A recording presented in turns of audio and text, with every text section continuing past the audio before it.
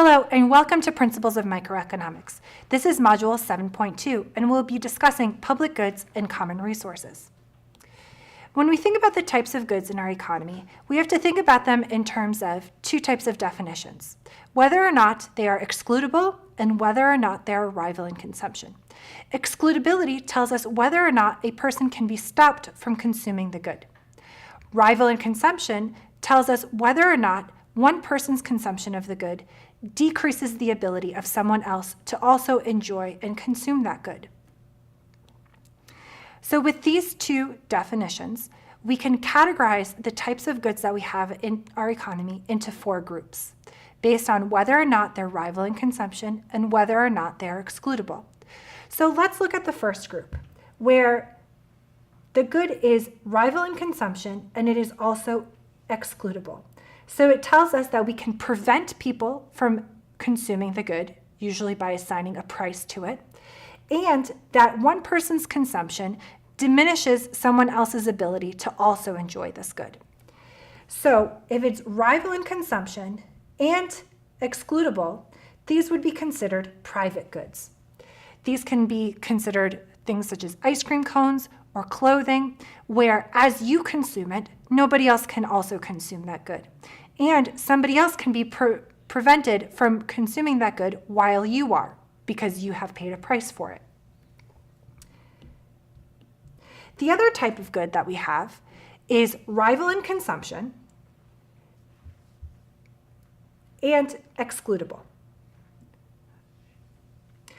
These goods that are not rival in consumption, but they are excludable, are considered club goods. Here, we can stop someone from consuming the good, again, probably by paying a price of some sort, but just because someone is consuming the good or enjoying it, it doesn't diminish anyone else's ability to also enjoy the good or service. Here we can think of movie theaters or cable TV. Now, if we have a good that is rival in consumption but non-excludable, this is what we consider a common resource. So therefore, we can't pay a price to stop people from consuming the good. It is non-excludable. But as people consume the good, this diminishes the ability of other people to also enjoy the good. And lastly, we have goods that are non-rival and non-excludable. These are what we call public goods. So we can't charge a price for this good and stop people from consuming it. And also, one person's consumption does not diminish another person's enjoyment of the good. These include things such as national defense, knowledge, etc. So now, public goods, as we know, because we cannot charge a price for them, no firm would be willing to provide public goods into the market. They cannot exclude people from consuming the good. And because one person's enjoyment doesn't diminish other people's enjoyment, firms are not going to be willing to provide it on their own. Also, the provision of public goods presents the free rider problem, where a person who receives the benefit of a good but avoids paying for it. Therefore, there's no way that a firm would be willing to provide goods where there is a free rider problem. In that case, because public goods are very necessary for our economy, we can think of national defense, for example, the government needs to step in to provide these goods. So let's think of an example, such as paving the main street in town. Of course, this would be beneficial to all of the businesses that work and are located along the main street in town.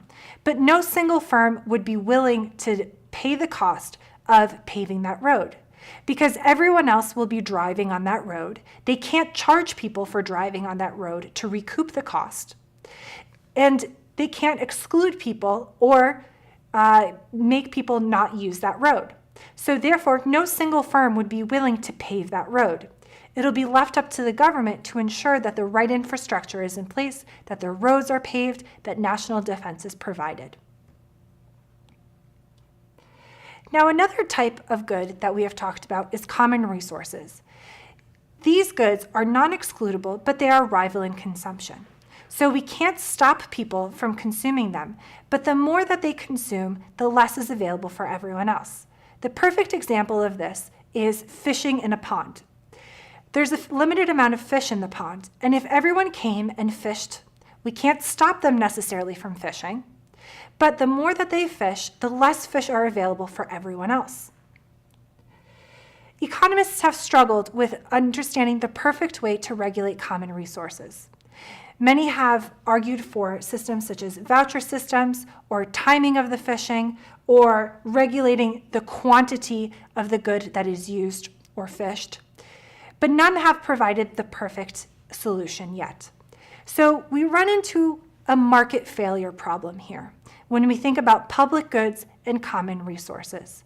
Because of the fact that they are non-excludable and because of the fact that public goods are non-rivaling consumption, if left up to market forces, neither public goods would be provided by private firms, nor would there be enough common resources available for everyone. So this is a problem that requires government intervention.